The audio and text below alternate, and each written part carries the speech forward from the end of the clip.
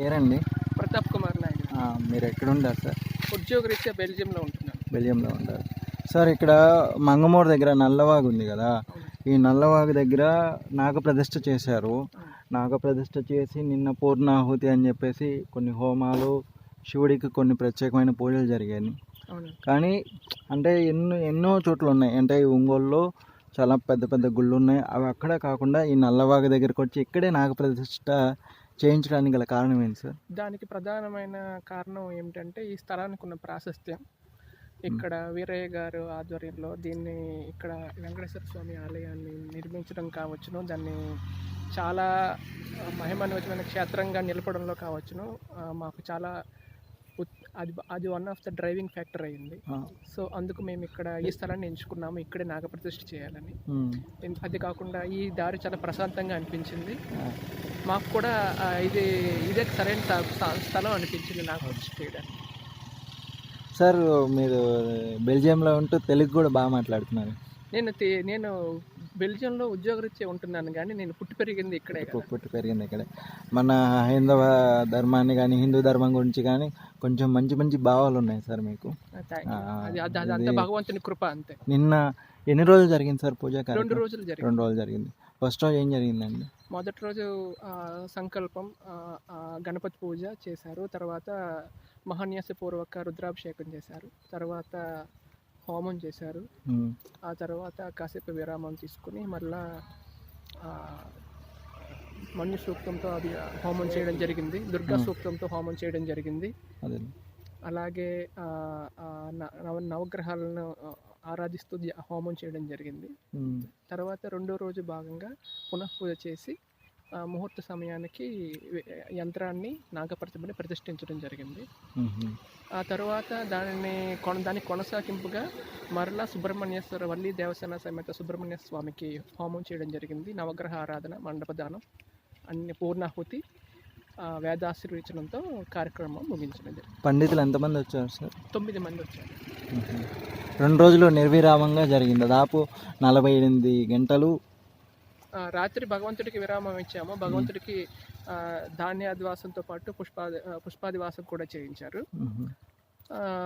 ప్రొద్దుట భగవంతుడు వచ్చి వెళ్ళాడన్నందుకు ప్రతీకగా నిన్న సాయంత్రం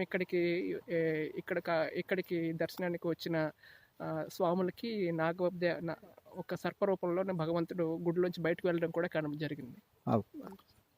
మీరు ఈ సంఘటన ఏమనుకుంటున్నారు ఇది జరిగిన తర్వాత? భగవంతుడి అస్తిత్వానికి ఇది ఒక నిదర్శనం అంతే.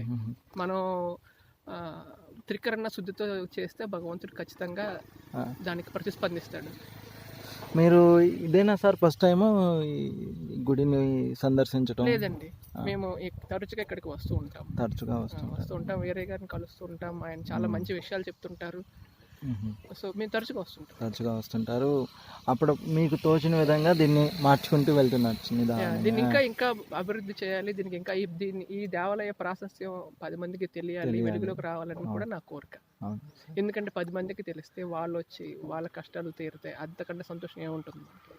చాలా థ్యాంక్ యూ అండి. మీరు ఎడ్యుకేటెడ్ అయి ఉండి కూడా హిందూ ధర్మం గురించి, అంటే ఎక్కడో బెల్జియంలో జాబ్ చేస్తూ ఏ లోటు లేదు, అంటే జాబ్ పరంగా కావచ్చు, మీరు అన్ని విధాలుగా ఉండి కూడా మనం ఇంకా కూడా ధర్మాన్ని కాపాడుకోవాలని, మీరు మన పిల్లలకి మంచి జ్ఞానాన్ని ఇవ్వాలని మీ సంకల్పం చాలా గొప్పది. అయినప్పటికీ కూడా నేను కూడా చూస్తున్నాను, ఉపవాసం ఉండి అసలు ఏం తీసుకోకుండా పంతులు గారు ఎలా చెప్తే అలా జస్ట్ నేను చివరిదాకా ఉన్నాను. నేను గమనించింది ఏంటంటే సార్, వీరయ్య గారు ఒక 10 మినిట్సే, అంతకన్నా గ్యాప్ ఏం లేదు. 10 మినిట్స్ తర్వాత మళ్ళీ హోమంలోకి వచ్చినారు. అంటే దాదాపు 20 గంటలు ఇంటూ 20 గంటలు, 40 గంటలు పూజ చేయటం అంటే మామూలు విషయం కాదు. మీరు తీసుకున్న మహాసంకల్పానికి మా డిఎన్ఆర్ టీవీ ఛానల్ నుంచి మీకు ధన్యవాదాలు తెలియజేసుకుంటూ మాకు ఇంటర్వ్యూ ఇచ్చినందుకు మీకు ఆ వెంకటేశ్వర స్వామి ఆయురారోగ్యాలు, అష్టైశ్వర్యాలు ఇవ్వాలని కోరుతున్నాము. అదేవిధంగా మీకు ఏదన్నా దోషాలు కానీ ఏమన్నా ఉంటే మీరు చేసినటువంటి ఈ నాగప్రతిష్ఠ ద్వారా అన్నీ కూడా పోతాయి. మీరు ఇంకా కూడా ఇలాంటి కార్యక్రమాల గురించి ఇక్కడ పబ్లిక్గా వచ్చి చెప్పడం ఏంటంటే, మీలాగా మిమ్మల్ని చూసి కొంతమంది ఎడ్యుకేటెడ్ అని ఇప్పుడు చాలామంది ఉన్నారు.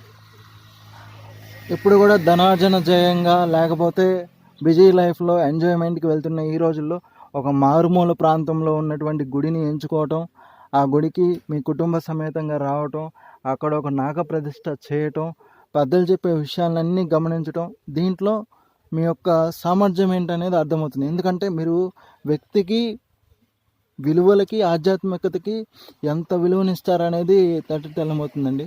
మరొకసారి ధన్యవాదాలు తెలియజేసుకుంటూ పూర్వజన్మ పురాకృత పుణ్య విశేషం.